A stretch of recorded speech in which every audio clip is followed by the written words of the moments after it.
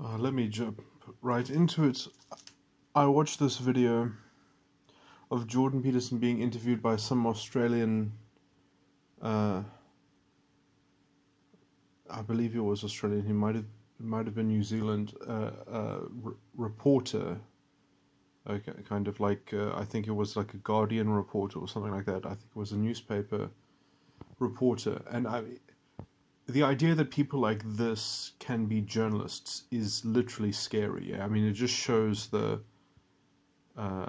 caliber of people and the temperament and the personality of people that get into these sorts of positions that should be nowhere close to influencing people. You know, they do not have the intellectual honesty to fulfill these roles in society. You know, they're just the pretense of, I mean, because, you know, the kind of bad faith that it takes to kind of have a style of engagement and a style of discourse that essentially is so manipulative at framing in such an extremely skewed sense, you know, subject matter, you know, and to have that be endured by their subject. And watching Jordan Peterson go through this, you know, kind of performing some kind of technical feat of endurance is, you know, but, you know, you can't introduce, especially as a kind of, as the subject of an interview, you can't introduce depth which the interviewer is not permitting, essentially. I mean, so... Look, everyone can complain about the imposition of false binaries, right? Anyone can sort of... it's funny because I think this is one of the points that was almost being made by the interviewer, but he, I think, definitely has a lot of, you know, he just kind of presumes these false binaries, which he offers no opportunity to be deconstructed by the person that he's subjecting to this interview.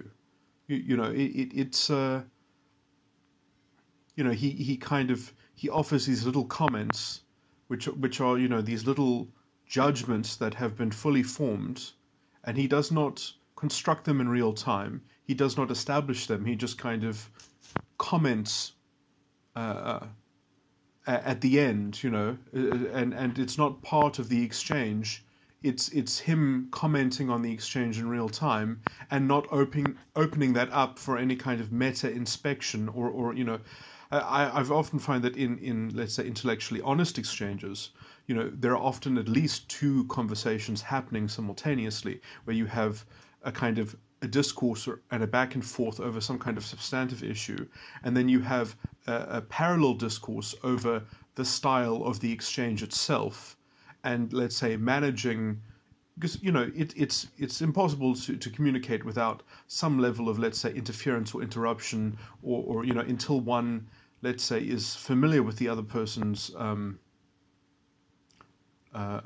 style of expression, or you know, how they contextualize things, or how they express themselves, and the levels that they like to elaborate through or with, and obviously that itself isn't something that you just take as a given as it's being offered. You can also provide some sort of commentary of how you would like it to rather be presented. You know, you can sort of, you can suggest things. You don't have to make critical points constantly. They could be kind of suggestive revisions, you know, oh, I would prefer it, you know, and it doesn't have to be appeased, but that, you know, oh, I can see that you prefer that, but I can see that if you have that preference, and if I were to do that in this exchange, this is why it would come off badly. You can have a bit of a back and forth over why changing the format of the discourse or the you know, so not only are there facts in issue, but there are facts about how the facts in issue should perhaps be maneuvered, and you know, and often that's a lot better when you've got two people with cards face up on the table, And essentially you've got Jordan Peterson with his cards face up on the table, and this guy with his cards face down on the table, essentially. And he is certainly playing the Joker, you know, and doing so in such a way so as to almost have some kind of pretense that his cards are face up, but they are obviously not, you know. So I mean, to someone who already agrees with him, you know, he's just some kind of good guy, and he's just rather, you know, gainsaying and imposing these judgments, which he never tests the waters. He never asks directly, you know, well, would you rebut that? You know, he wants that to occur in a kind of antagonistic fashion so that he can latch on his incredibly, I mean, he even preemptively brought it up, you know, kind of these accusations that of almost ad hominem proportions of, you know, you're an angry man, you know, or you've been cast as this angry man. You know, there are all manner of distortion going on, but you know, the tremendous amounts of defective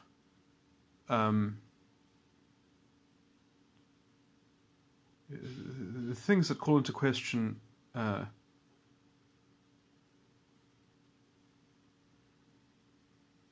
honor. You know, that is what I would call a dishonorable interviewer. You know, in terms of the kind of how you dishonor the person that you are supposedly interviewing. And in fact, your style of interviewing is predicated on being able to get away with this dishonor and just dressing it up as some kind of, you know, like justified vindictive of prodding. You know, it's really nasty. And, you know, I must say there are certain temperaments which I would call fascistic temperaments. You know, the beta quadra personality styles, the intuitive feelers. You know, they are very happy to engage in this kind of sadistically edged manipulation through leaning on a greater narrative in which their moral compass is being you know, is the knife's edge, you know, and you know, these are the people who should not be in journalists, because they're not journalists. They are essentially just activists, very thinly veiled in pretense and superficial, some kind of superficial code, that they just have to tick some very superficial boxes, and then they can get away with their kind of gerrymandering and dishonest treatment, essentially, intellectually dishonest. I'm going to. So I actually wanted to make a video about something, a recording about something completely different, but let me. I did make some notes about this. I didn't have the energy to go through. No, after thinking about this and writing about it, I didn't have the emotional energy. Dishonorable, lazy journalism, disingenuous, specious and superficial intellectualism, overtly counterfeit.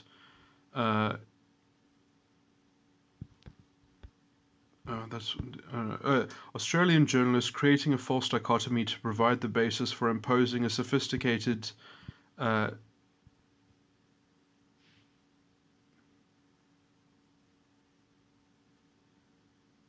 dicta to resolve the issues defined by his unprincipled sentiment, relying on feelings of propriety, his complaint about Jordan Peterson being so me-focused, demanding of a respect labeling morality, which is often the style of beta quadra personalities, having some kind of definitional system with which they can kind of conceal their kind of their maneuverings and their kind of their tactical plays and how they weave their operations into the kind of the greater moral fabric and narrative, which is why it is so toxic. Why identity politics is especially problematic, because there are so many narcissistic individuals within society that as soon as you give them the tool of identity politics, that's just a disaster waiting to happen. That's just, then very soon people cannot tolerate living in a multiracial or a multi-identity society. You have to kind of have a separate but equal balkanization, because identity politics, it is just too much power to give to narcissists, because they can they can ruin anyone. They can bully anyone with this narrative. It hands people, it's just like these superficial morals can only be hypocritically manifest, and the people who need hypocrisy to get their sadistically edged style of personality to sort of feed their psychological circuits, as it were. Their schema needs a way to kind of draw blood, and now you've just given these people a whole drama that they can be that they're allowed to be the token representatives within. It's just it is monstrous. It's literally handing society over to people acting as guardians of their factions. It's demagogues in waiting. It's these sorts of these sorts of strange people that then take over whole institutions because they basically get their hands over corrupting something like judicial power. It's like they set up their kangaroo courts, they set up their positivistic rules, and they take over, and they just want to control everything with codes, and everyone has to have this pervasive groupthink, and anyone who doesn't toe the line, you get these enforcers to come down on them, and obviously it's a huge price, it's a huge expense to everyone, because the kind of the cultural power that these very toxic individuals hold, and they usually reside in the halls of journalism, and they reside in and teaching positions, which is sad, because these are the last people that should be allowed to influence the minds of others. I mean, it is problematic that 20% of the population essentially have personality styles that are inclined toward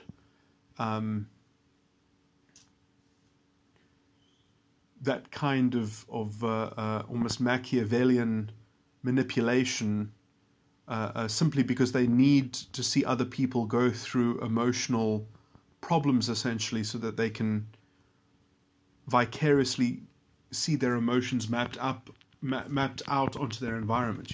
They have to see, they have to be part of and instrumental in some kind of incredibly uncomfortable moment to kind of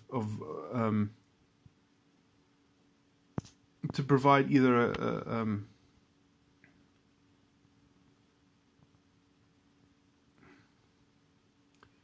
I mean, they're very much like social animals. I mean, the best kind of archetypes that I can think of would be like Scar in The Lion King. That I would say is a kind of an archetypal intuitive feeler.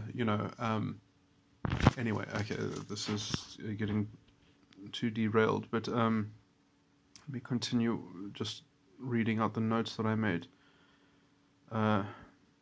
Complaining about the me-focused, demanding a respect labeling morality, and then I put in as a kind of critique of that me is the proper basis of empathy. If you you can't have empathy without a kind of a connection and a proper respect of me first, then that is the respect that you can offer to others, and that is the road in for empathy, rather than some kind of collective identity or some kind of which then obviously has to be kind of controlled as a kind of slave morality by some kind of you only have worth so much as you belong to the collective vehicle, and then essentially the only way that you can feel with that collective vehicle is a kind of collective paranoia. Is the same kind of hyperrealism that developed in Nazi societies. The level of reframing and dishonesty, making points conclusively without any regard for testing those assumptions against the interviewee, implicit presumption in reasoning and thinking is far worse. I was just making an abstract point that implicitly presuming things in the form of reasoning and thinking is far worse than explicit presumptions which are laid bare and to be challenged in communication. So if you say something and that expression is actually is telling people what you presume, that's one thing, because then it's on the table to be disagreed about. But when what you say is just the tip of the iceberg, and it comes with all this reasoning and thinking attached to it, which you're not even going to bother to actually lay out, that you're just going to lay out the outcome or the consequence of that reasoning and thinking, and say, you deal with the consequences of what I have already reasoned and thought, but that's not going to be made vulnerable. That's not going to be made susceptible to your disagreement, even though you obviously disagree with some of my first principle thinking. I'm not going to give you my first principle thinking to engage with. That itself is a form of intellectual dishonesty.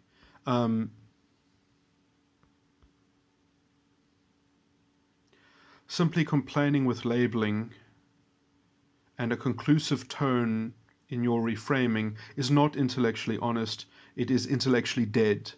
Simply complaining that it should simply and simply issuing complaints.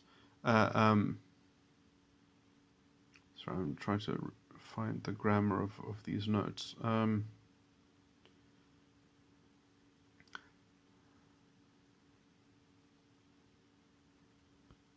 And kind of, so I was saying something like simply using complaints as a form of attrition instead of actually being convincing about your case. I'm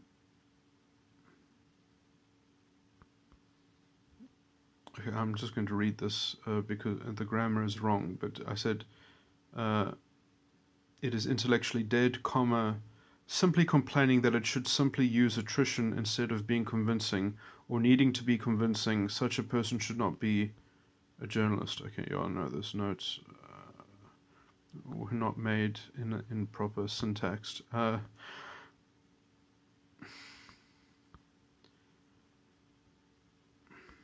think I wanted to say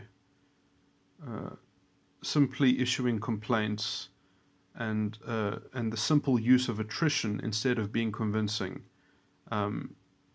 as a substitute for the need to be convincing. If such a person believes that is a kind of a valid form of being an interlocutor, such a person is not capable of being a journalist. I mean, simply they are a mouthpiece for some prejudice which they can do nothing but promulgate. It's just it's a specious form of bias. That only seeks to essentially make itself more popular. So I mean, it's like a what do they call those people that it's like a public relations mentality. It's like this is not a journalist. This is some form of marketer or advertiser for some form of ideology. I mean, look, I mean, you can have journalists that disagree. You can have journalists that have very strong political opinions. But not being able to engage in ideas it's just but going through the motions so as to try to conserve the pretense that one is giving someone a thorough vetting, and almost, I mean, just watching that is like, is just,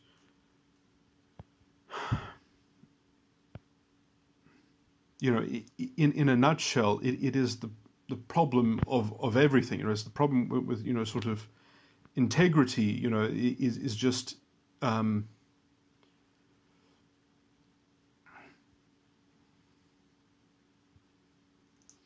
mean, I could go into the kind of perhaps the historical sources of these kinds of confusions that has essentially allowed fascist principles to infect the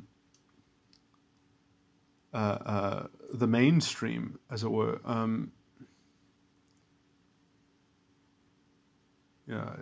It's sad that people just never got it, and they didn't get it to such an extent that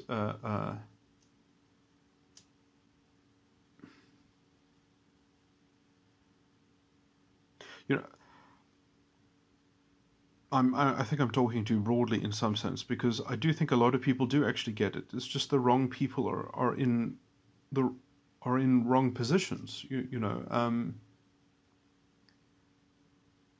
Is that we're living through a kind of cultural hegemony in which the intuitive feelers have positioned themselves into the halls of power, into cultural dominance.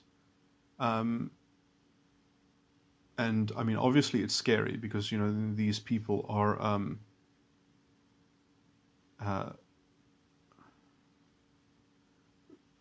they are corrosive to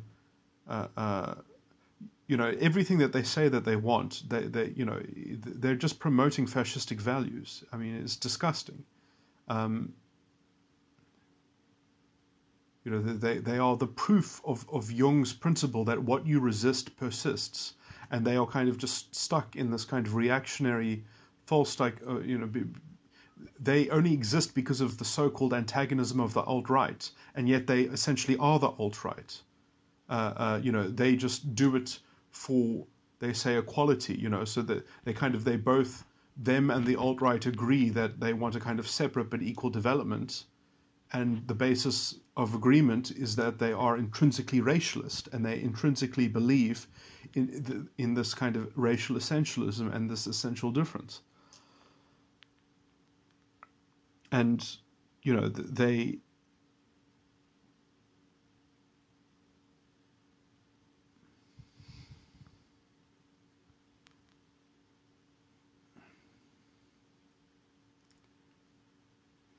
So...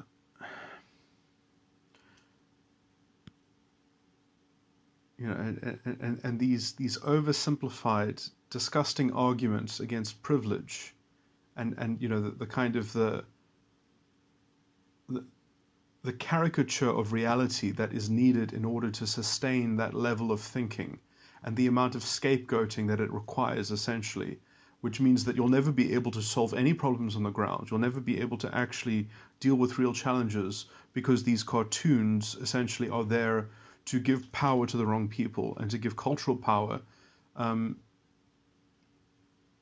essentially because somehow giving symbolic power to tokens of factions to essentially exercise narcissism, to feed into this sort of this historical matrix that has to be given some kind of equilibrium by some kind of identity arbitration that needs to be imposed from the top down, which will obviously always be the concealment for corruption and mismanagement, and there has never been a time where this sort of policy has ever been appropriate. It is ideological corruption. It is why it is the bottom and the top of society in a kind of sympathetic codependence for its ideological preservation, and it's essentially is just it is the ideology of worldly power and a slavish devotion to hypothetically maximizing that worldly power through the vehicle of identity. But just like the Lord of the Rings, there can only be one. And the ring that is left, although it is promised that everyone who belongs to the identity is part of the ring, it ends up being the closed circle of people around the top man, or around the top fascist. And you have to kind of, how close are you to that ring of power right at the top? And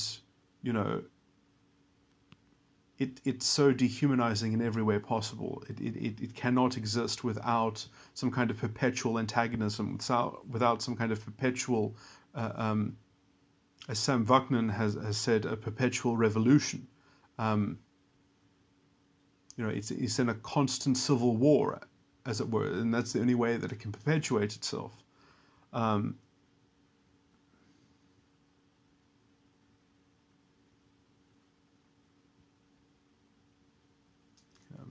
Getting into tangents, but I was literally just about to also make a video critiquing some alt-right trash, pseudo-intellectualism, which is very hard because it's so slippery. It's like most of these fascists. I mean, at least the useful idiot version, which is basically the so-called left, which, as I've already alluded, have the same philosophical framework as the alt-right. I mean, like, really, why couldn't have people just learned about non-racialism from South Africa in the 90s? I mean, yes, South Africa is in a terrible state now, because it entertained this kind of identity politics, and that was how we got the corruption that we got. Do people not see this, that these sorts of this sort of rhetoric, this sort of propaganda, is always the language of selling protection to your faction in exchange for so supposedly in exchange for securing your identity. And so obviously to secure your identity, you have to have tokens of your identity that do things for everyone, so you have to have someone living in a palace, and somehow that raises the respect of your identity. You have to, and then you can have government policies that hand out special benefits, and obviously not everyone will share in that benefit equally from that identity, but the tokens will do it for the rest of everyone else, and so you can essentially use that to enjoy cronyism, to enjoy all at the general cost of everyone else, essentially, who doesn't even, perhaps even members of that identity who don't benefit from that program. And the only way that you can justify that is by ramping it up and by being more vicious and being more violent. And all the while taking the shortcut, the convenience of depending on feeding this identity instead of actually working at developing an honest, authentic, organic form of development and transformation. We're going to instead just have this counterfeit, let's just have different standards for everyone forever, and we'll have, no actual investment into reconciling and fixing things. Because why do we need to? This ideology will give us the equilibrium, it'll offer the equilibrium for the identity. And so you get this abstract moral reduction of reality that forces everyone into a cartoon, forces everyone to think in these cartoon figments.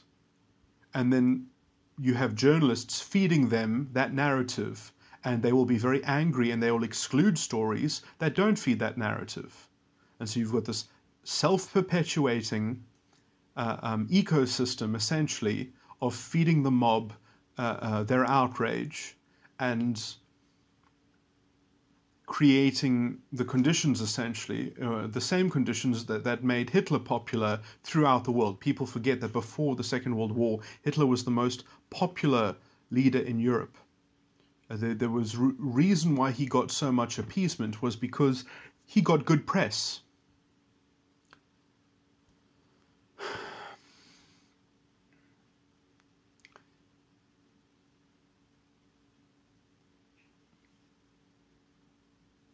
Kind of the apolitical sensationalism, the kind of the progressivism that fueled the Nuremberg rallies, the dissatisfaction marches they were called, destabilizing liberal democracy, and these journalists.